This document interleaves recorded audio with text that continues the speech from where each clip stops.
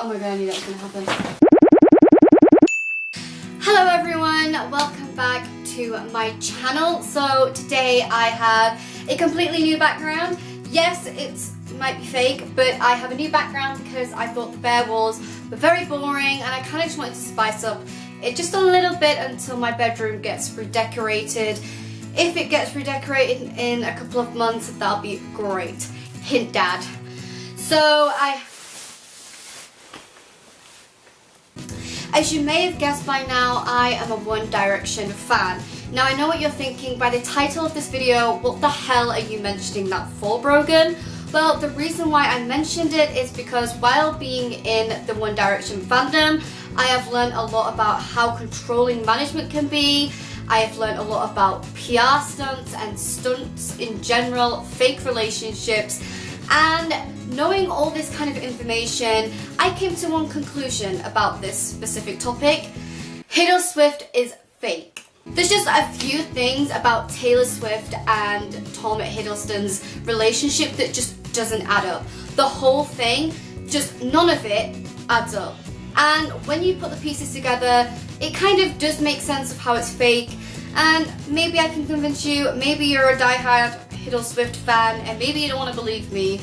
That's fine, but a lot of people are saying this, including the press.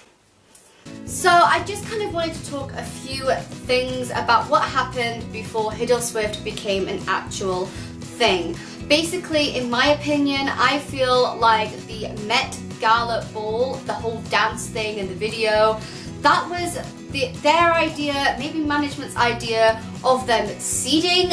It's kind of giving you the idea of them two possibly being a couple. Because everyone was saying, I remember listening to it on the entertainment news, reading it online, just reading it in general on social media, how everyone was saying it was completely random to see Taylor Swift and Tom Hiddleston sat next to each other at the Met Gala ball and actually dancing at the Met Gala ball.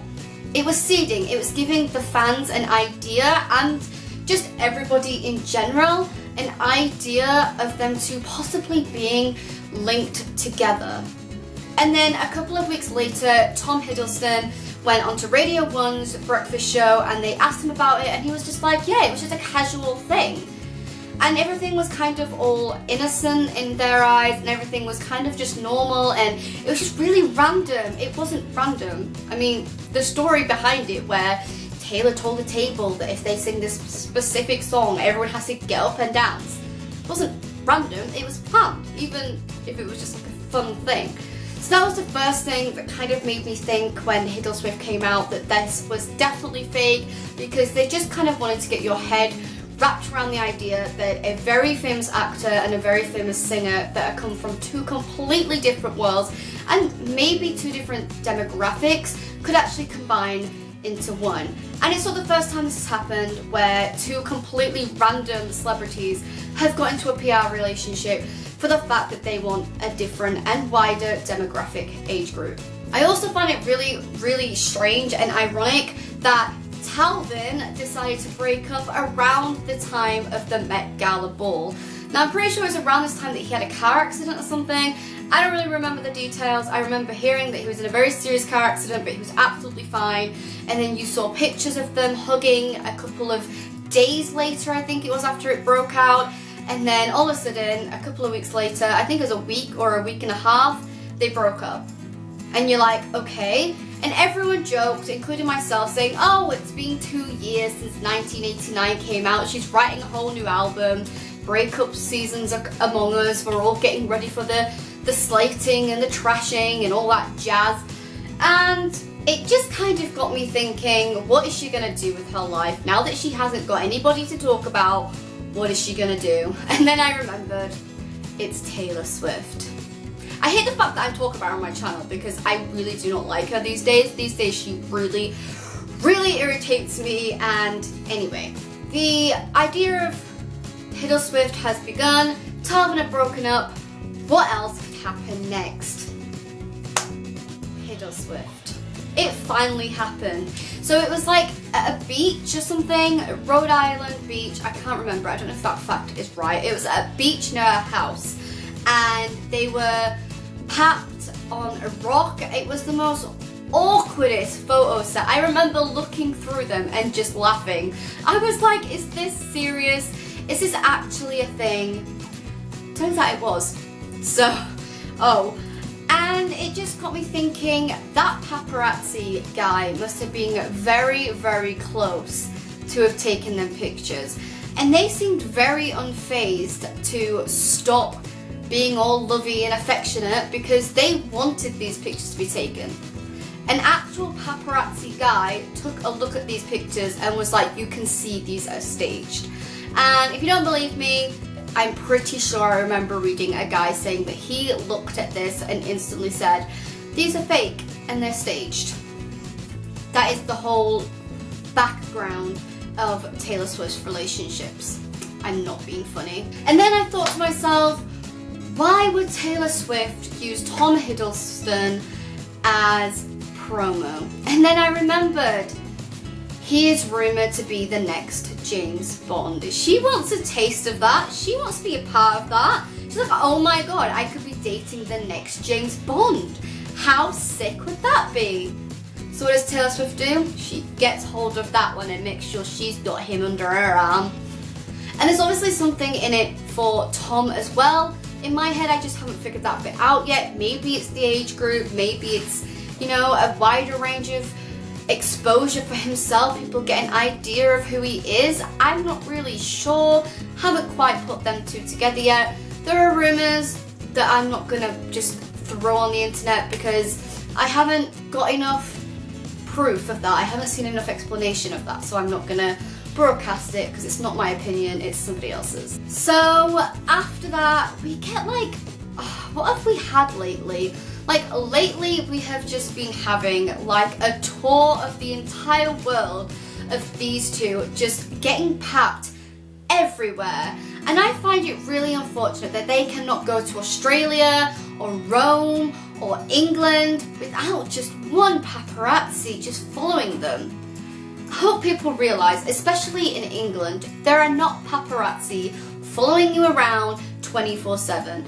We don't do that in our country. I don't know if you do that in America. According to what I've heard, you don't, because you're not guaranteed to see a celebrity every single day. Get what I mean? So these paparazzis were obviously and clearly called out to go to these locations, take these pictures, to get the exclusive for the articles, blah, blah, blah. And I just find it funny that they just cannot catch a break. The pictures, it's the same guy following them around the world. She's paying this one guy to follow her and take pictures of her with Tom. And all I can think of is why? Why are you so adamant to get this relationship out there? And 3 weeks before, you had just broken up with your boyfriend. Like, calm down. Like, seriously, calm down. And the papers and the magazines and the news articles are all like, they're so loved up at the moment. Oh my god, I cannot believe it. Blah, blah, blah, blah, blah. They've been dating for 3 weeks. 3 weeks. Like, calm down, guys. Like, I am sick and tired of seeing these A-list celebrities just being thrown into the tabloids saying, oh yeah, they're so in love after dating for a week. I'm like, no.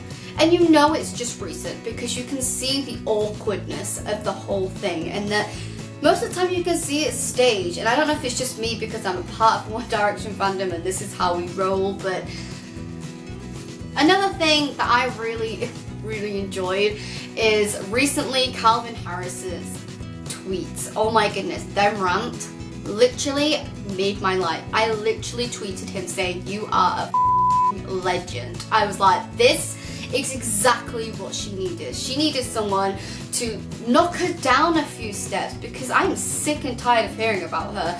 She's everywhere. And what better way to do it than just put it on social media, get your word out, because you write it in an article and it can get twisted and it can get changed into something else. And I just love that he used a social media platform to do it. I don't really know what else to say. I kind of wanted to pitch a little bit about the whole Kanye West thing. I think I'm gonna do it because I feel like it's very relevant. Do I do it? You know I'm gonna do it. So this week, Kim Kardashian has turned out to be the hero that doesn't wear a cape that we all keep saying everywhere, that heroes don't always wear capes. Kim Kardashian has been that person this week, and she has literally made my day. Today it all came out, I'm filming this on a Monday, and literally it has made my life. So for weeks now we've had the whole famous debate between Kanye and Taylor, where she said she did not give permission for Kanye West to say what he did about her in the song. I love that song because of them lyrics, and I think it's hilarious. And Kim Kardashian's finally had enough, and she has decided, screw this, I'm going to put on my Snapchat video evidence of her agreeing to this via a phone call. And what did Taylor Swift do? Played the victim once again. Woe is me, they secretly filmed me. Kanye's admitted time and time again that he records everything, he videos everything when it comes to a writing process, just in case they make a documentary about him. And you know what? I would watch that documentary because it sounds great. And she basically is saying that she thinks it would be good exposure, she thinks it's a compliment, she thinks that it's so nice that he asked her for permission. She's saying all these things. He's obviously bought her flowers or something, it says in the video, and blah blah blah blah blah. So all this stuff is happening. And he even says, I think me and Taylor might still have sex. Now, what the heck was that? Now, I feel like if he said that line, he's gonna say the next line, which is, I made that bitch famous. He's gonna say it, like, come on. And she's acting like it's such a derogative word, and that she's talking about character assassination. Do we not recall her last albums where she used at least one famous person to promote her entire album? For her first album, what was it called? I don't know, I can't actually remember what the first album was called, but the first album, not the first album, because not that one, like the first, Fearless, the Fearless album, she used Joe Jonas to promote that entire album. Like, she literally would not let them 27 seconds of a phone call of a breakup go. She would flash that card anytime she got the opportunity, and it annoyed the crap out of me. And I didn't really like her back then, and I got really annoyed because I was a Jonas Brothers fan. And then the next album, which is Speak Now, I think she used, I want to say it was Taylor Lautner. I want to say it was Taylor Lautner because Back to December's on that one. I'm a really big fan. I used to be a fan. Now I'm not.